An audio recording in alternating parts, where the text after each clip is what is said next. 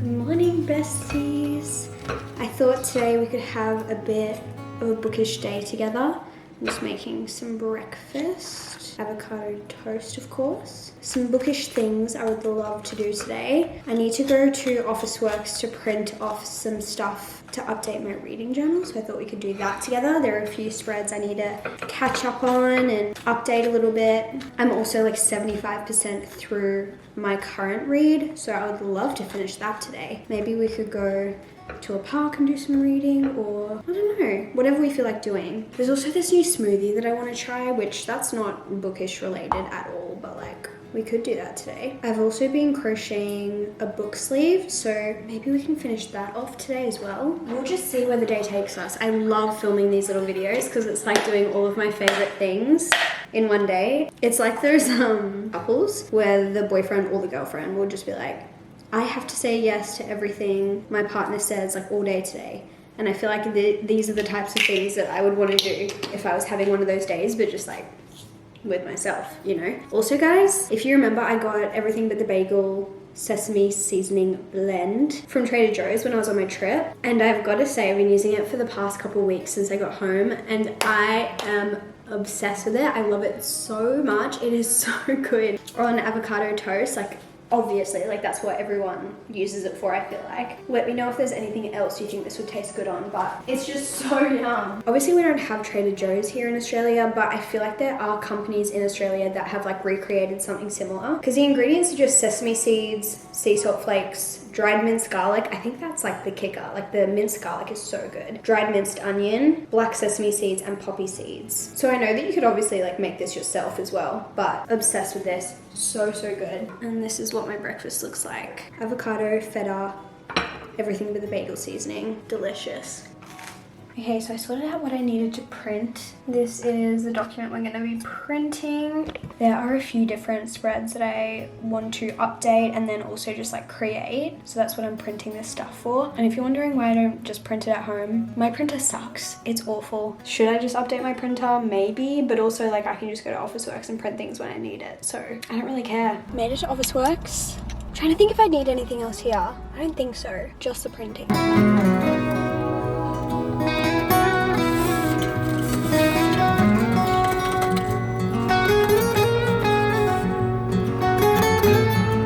That is always like the quickest job ever. I'm thinking maybe on the way home we can stop and try this new smoothie I want to try. It's at Nodo. You guys know how much I love Nodo, but they recently brought out a bunch of new smoothies, and one of them is a dupe of the Hailey Bieber smoothie. And I've tried one from another Brisbane cafe that I loved, but I want to try this one from Nodo, see if it's like just as good, not as good. I guess we'll see. I'm looking at their Instagram right now. These are the 3 smoothies they came out with. The bottom one I think is the Hailey Bieber smoothie, or like a version of it, I guess. They honestly all look really good, and I saw someone doing a taste test of the passion fruit one and said it was really good, so I'm like, oh, I want to try that one as well at some point.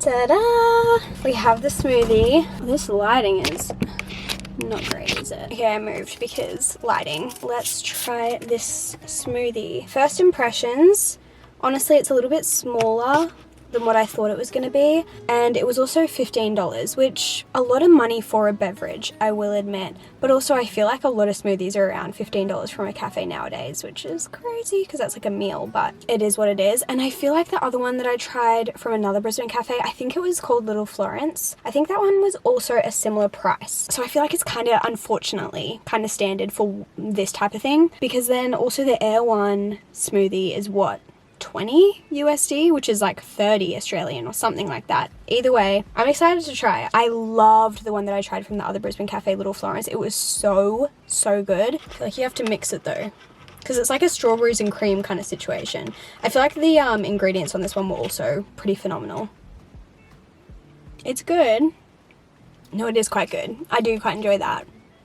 I think if you like strawberries, you'll probably like this. It's one of those things where it's like, it's a fun little sweet treat, a fun little beverage. I wouldn't be getting it every single day, but it does taste pretty good. I'm not gonna lie. I really like it. It kind of just tastes like strawberry ice cream a bit, but like real strawberry, not like a fake strawberry flavor, if that makes sense. As you guys saw, I also got some groceries We have friends coming over tonight, and I always like to like make something or bake something, just like have snacks available. So I think I'm gonna make some Rocky Road because it's just so easy. And then I just got some fruit as well.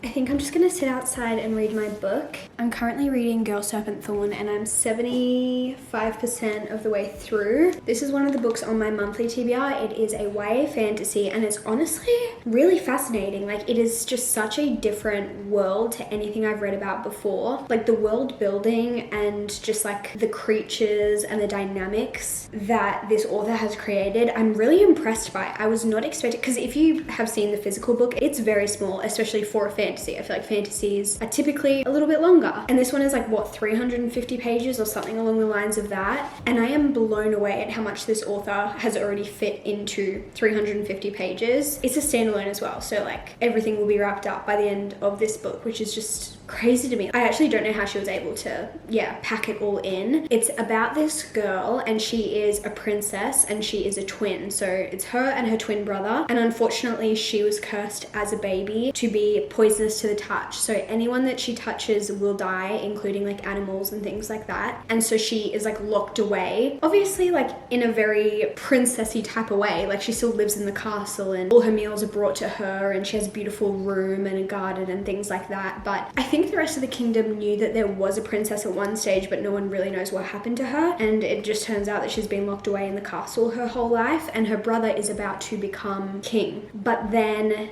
there is a div, which is like a magical creature that gets locked away in the dungeon, and word kind of gets out that the princess might be able to get her curse lifted by this div. So she wants to go and talk to the div and like figure that situation out, but her mum really doesn't want her to do that. No one wants her to do that, but she does it. And I'll leave it at that, so you guys can like read it if you want to like see what happens. But it's just really fascinating. There are lots of twists and turns that I was not expecting. A lot of things where it's just like, you're kidding. Like, I did not expect those characters to be linked or those characters to have history, or I don't know. It's just really well done in my opinion. I wouldn't say it's like my favorite book ever. Like, I don't think it's going to be a 5-star, but it is just like fascinating. I don't care that much about the characters, and I think if I cared about the characters a bit more, maybe I would give it like a higher rating. But I think the world building and like the concepts of it is just really well done. I'm really intrigued to find out what's going to happen, because everything is a bit of a mess at the moment, so I am intrigued to see how they're going to get out of that. And there is a bit of a love interest situation, which I think is really interesting. So I'm gonna sit outside with my smoothie and keep reading this. I don't know if I'm gonna finish it right now, but hopefully I'll make a bit of progress.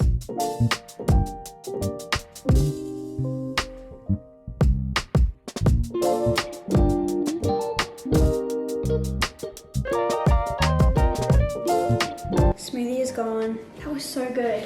And I got up to 86% in my book. Not long to go, but I realized I should probably make the Rocky Road now if I want it to set in time for tonight, just to give it the most time possible. So we have milk chocolate, raspberries, raspberry. If you guys have seen the scene between Tiffany and Ronnie on Love Island UK, brain rot. So funny though. Scotch fingers, marshmallows. I think I'm going to listen to an audio book while I do this, because I love listening to audiobooks while I cook. And the current one I'm listening to is actually When the Moon Hatched by Sarah A. Parker. I am up to chapter 15, so I'm going to continue listening to this while I do this.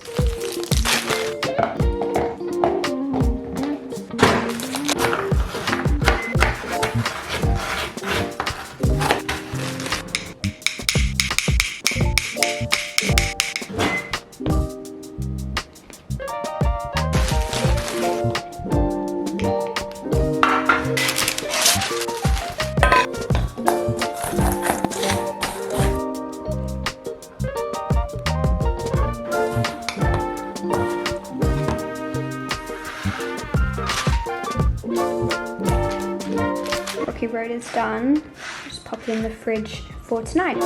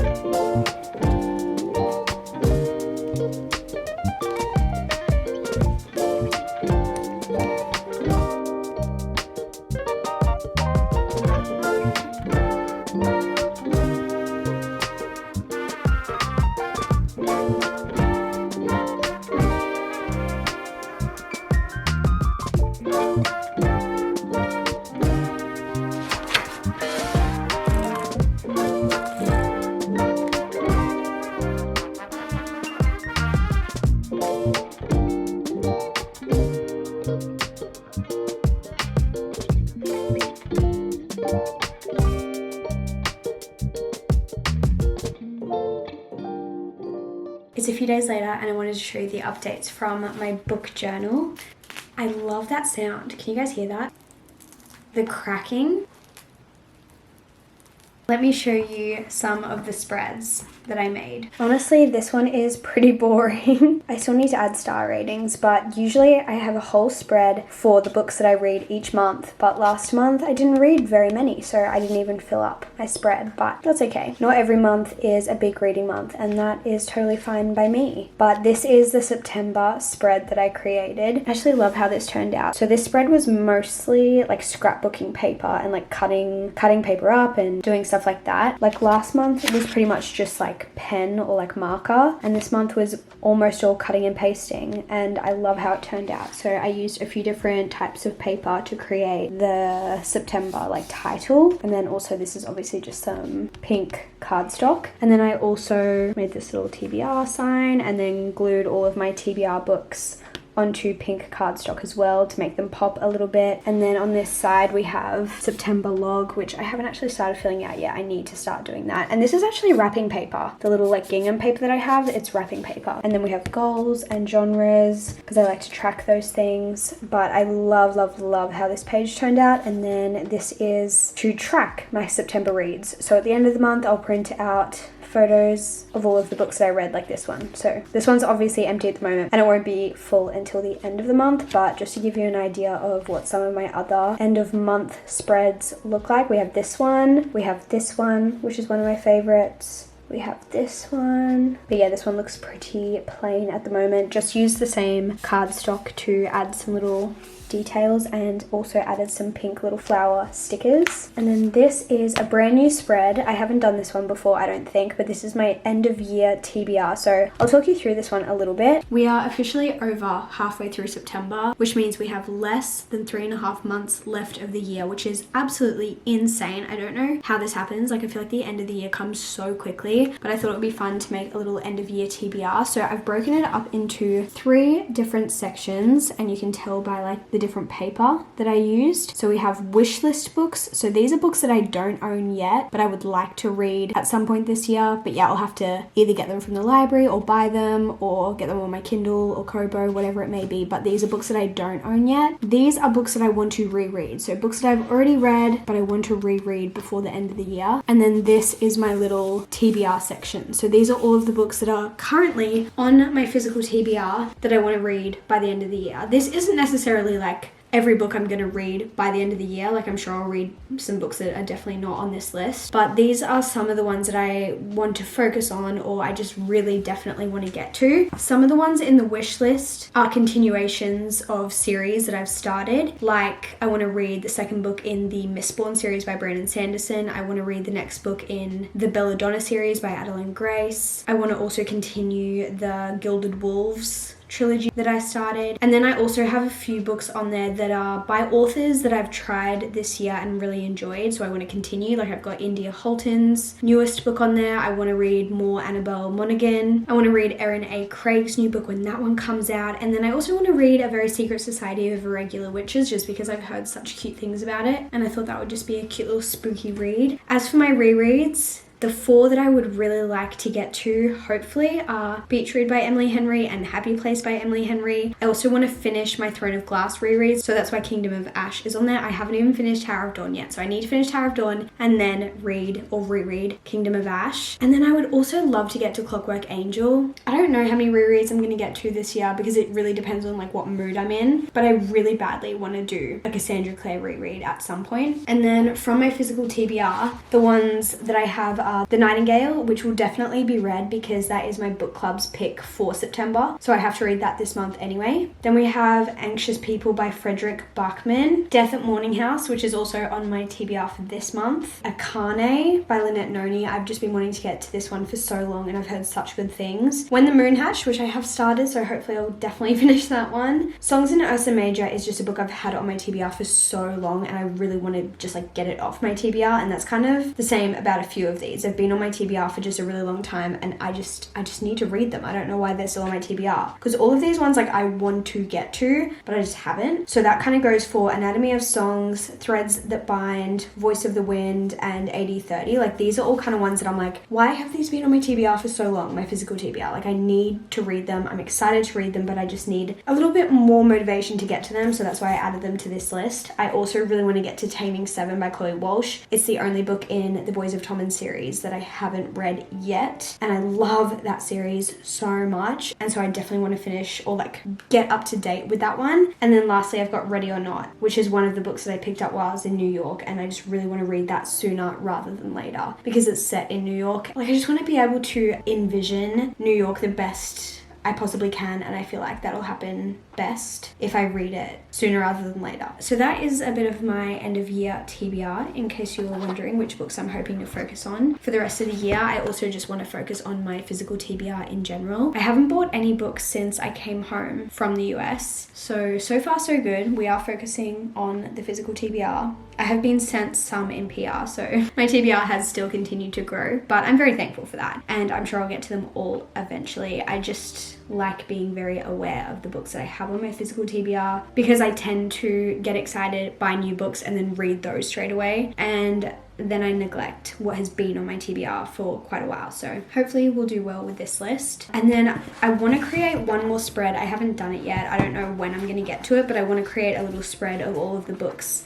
that I bought while I was in the US, because that just sounds a little bit fun and just like cool to remember which ones I bought overseas. But that's my little update of my book journal. You guys have seen all the other spreads. I did like update some of the other ones, like just fill them in, but there's nothing necessarily super new that you guys haven't seen before. I also am still trying to finish my 24 books that I want to read in 2024 like list that I created at the start of this year. If you guys haven't seen that, this is what the spread looks like. And guys, we are so close to finishing this. I have 5 books left on this list. No, 6? 1, 2, 3, 4, 5, 6. I have 6. I lied. So on this list, the ones that I haven't read yet are The Storied Life of A.J. Fickery, Skyward by Brandon Sanderson, A Curious Beginning, When You Were Everything, The Immortalists, and All the Light We Cannot See, which is not too bad. Like I've read 18 out of 24 and I'm really happy with that. And obviously we still have like 3 months left, or a little over 3 months left of the year. Let me know if you would like to see a video where maybe I try and focus on finishing this TBR, or like reading as much of these books as I can in one video so that we can accomplish a few more of them. I have created a spread like this and like a challenge like this, or a yearly TBR, every year for the past, I think this is my 3rd year doing this. This is definitely at least my 3rd time doing it. I can't remember if I've done it 4 years or not. Maybe this is only the 3rd time. Either way, I've never completed it. I've never finished every book on my annual TBR. So this could be the first year where I do that, and it's kind of looking promising. Like this is looking achievable to me. So I want to make sure I really do finish it, because I also own every single book that's on here that I haven't read yet, or I have it on my Kobo. Like I either own the physical copy or I have it on my Kobo. So I should be able to finish this. Like I have the access to all of them, so we'll see. And if you're curious, just in terms of stats, so far I've read 108 books this year. I don't know if that's interesting information or not, but I love book stats. I just think it's fascinating. Anyway, that is the update that I have for you from my book journal. Another little update is that I finished Girl Serpent Thorn by Melissa Bashadust. My apologies if I have butchered that, but I wanted to give you my final thoughts. What should I rate it? Maybe it's either 3.75 or 4 stars, I think. My main issue was honestly that I just like didn't really connect to the characters too much, so I didn't feel super attached, but it was just a really fascinating world, and I loved the magic system, and yeah, just how the world worked and how the magic worked and the magical creatures. That was fascinating to me. It felt very fairy tale-esque, so if you like books like that, this might be one for you. I also just love that it's like kind of short and it's a standalone. Like you just read this and then you're done. And it does make me want to read more from this author, because it was just, yeah, super fascinating. I could see myself enjoying some of her other books even more if I connect to the characters more. I did like her characters a lot. Like I have nothing really against them. I just didn't care a lot, and I don't know how to explain it because there was nothing that I could really pick out as to why. It's just kind of like, oh, yeah, like I really enjoyed them, but it wasn't like, oh my gosh, I love them so much I can't let anything bad happen to them, you know? But I definitely recommend it, especially if you like YA fantasy, if you like a fairy tale-esque book, if you want something a little bit different that you haven't read a million times, because yeah, the world building and just like the magic system was just quite unique, at least that's what I thought, because the magical creatures in this book are called divs, and they all have these varying abilities, and the way in which curses and like things like that happen, it's just very interesting. I don't feel like I can say much more without like ruining things, so I'm gonna leave it at that, but I definitely think it's worth the read, and I'm really glad that I read it. And like I mentioned, I have started listening to the audiobook of When the Moon Hatched, and I'm really enjoying this so far. It is a little bit confusing, like there's a lot of world building. You know it's a confusing world when the author creates a glossary. Honestly, it's very helpful, and I'm really glad that she included it, but it is just like a bit scary. So we have the family tree, and then we have the glossary, which 1, 2, 3, 4, 5, 6, 7, 8, 9, 10, 11, 12, 13, 14 pages. Bit scary, but I think I'm understanding it so far. I think. We'll see. I'll continue listening to it. I am really enjoying the audiobook, and I think the audiobook is quite good. Sometimes when I get confused when I'm listening to audiobooks, I'll start doing a bit of a tandem situation where I either go back and forth between the audiobook and the physical book, or I read the physical book whilst listening to the audiobook. I find that very helpful, so maybe I'll start doing that, but we'll see. I also think I might listen to that tonight whilst I work on my book sleeve, which I haven't shown you guys. This is my little like current project, or like current crochet project basket, and this is the book sleeve. Well, it doesn't look like a book sleeve right now, but this is the book sleeve that I've been working on. So I just got a bunch of, I've been making all these granny squares, and I had no intention of like what I was actually going to do with them. At one point I was thinking I was going to make a blanket, and then I was like, that will literally take me months, and I just don't think I have it in me. I just finished making a baby blanket, and I've already made like a full-sized adult blanket, and I love them, but they take a lot of time and a lot of effort, and I just don't have it in me currently. So I was like, what can I do with these granny squares? And I was like, oh my gosh, I should totally make a book sleeve. So what I have done so far is this. I have just sewn them all together and then crocheted a border, because it was just a little bit too small for the books I wanted to fit in it. And now I need to go around the edges, or at least like this side, and crochet it closed. And then I need to figure out, I could use it as a book sleeve like this. I don't know. I'm not following a pattern. I'm just winging this. Like, I'm just kind of like, whatever I feel like doing, because it's just granny squares and just sewing them together, you know? Like, you can do that yourself. You don't need to follow a pattern for that. Probably should be following a pattern, but I'm just winging it. And I'm having fun, so I don't really have much left to do on this. It would be probably best if I like sewed a button or something onto this. So maybe I should do that. I don't have any buttons, so maybe we could go get one tomorrow. Or two. No, maybe just one. I don't know. TBD with this one. I'll keep you guys updated, but that's kind of where we're at right now.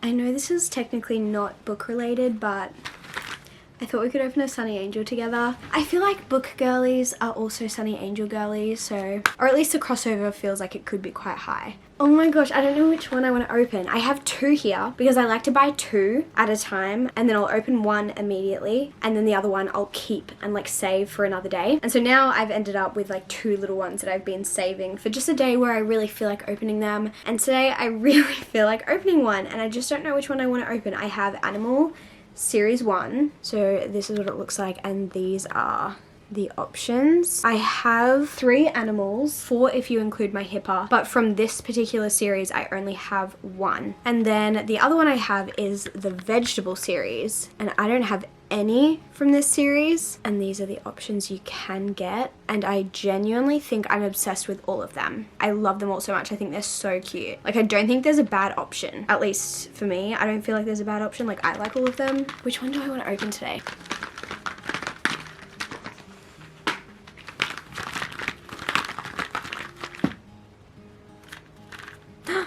we're gonna open the vegetable. I'm so excited to see what I got. I just opened my first fruit the other day, and this is what I got, and I love him so much. His little pear. You're kidding. I think he's the cutest ever. But yeah, I don't have any vegetables. I think my top picks would be maybe the carrot or radish, or the bok choy, but I genuinely would be happy with any one of them.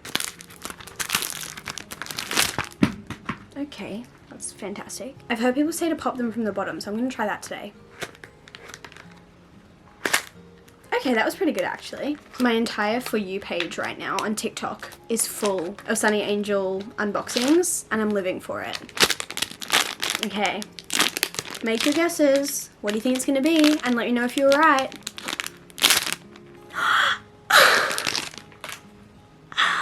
I got the cauliflower. Stop, he's so cute. Soph got him the other day actually, and I was saying he looks like a tiny little vampire with his collar popped up. Do you know what I mean? But he's just a little cauliflower. I'm obsessed with him. Soph, our cauliflowers are twinning. How cute. He can go on my shelf next to my pear, I think. For some reason, I've decided to line them all up next to each other.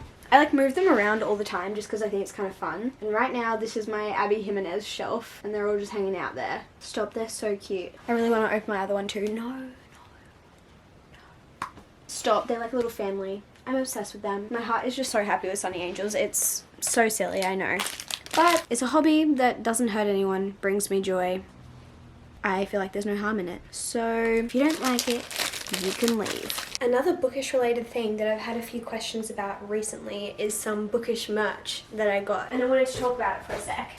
So while I was on my trip, this shirt arrived. Obviously, as soon as I saw this shirt, I knew I needed it in my life. This is a Magnolia Parks themed graphic tee, and I've had a bunch of questions about where it's from. So it's from Books with Jess bookshop. I'll link it down below. I love her stuff. I have a few pieces from her. I have 2 crew necks from her. One of them is my grey How's the Weather Parks crew neck, and the other one is the pink book club crew neck that I have like matching with my besties that are in my book club. So those are both from Books with Jess, and then I have this new tee. I have a bunch of other ones from her too. Let's see. These are the other 2 tees I have from her. This one, well, they're both actually Magnolia Parks related. This one says, how many loves do you get in a lifetime? And it's pink with red, and it has a little bee. It's a bit wrinkled, my apologies. And then the other one that I have from her is this red one that says, if someone loves a flower, and this is one of BJ's tattoos. And I'm pretty sure it's a quote from The Little Prince, which is BJ's, or one of BJ's favorite books. As soon as she brought out this one, I was like, absolutely, I need it. She has a Magnolia themed one, and then a Daisy Hates themed one as well. So we have the Magnolia flower, the bee, the Hermes bag, the bow, the Holland Park, you know, like all of the things. Like I said, she has a Daisy Hates one, and that has like Daisy Hates related illustrations on it, and it's so freaking cute. And then the first time I was wearing that tee, I got a package in the mail, and it was from Jess, from Books with Jess, and she had sent me her new collection of Emily Henry t-shirts, which I was just not expecting. She didn't even realize that I had purchased the Magnolia Parks one, and then I was like wearing the Magnolia Parks one, get this one in the mail, and she has sent me the whole collection. So there are 5 Emily Henry t-shirts. This one is the beach read one. Obviously, again, all of the illustrations have something to do with the book. The one that really gets me is the letter. So she sent me that one. She also sent me the Happy Place one, which is in the wash because I was wearing it the other day. And then I haven't opened the other 3 because I'll open them when I wear them, but I haven't worn them yet.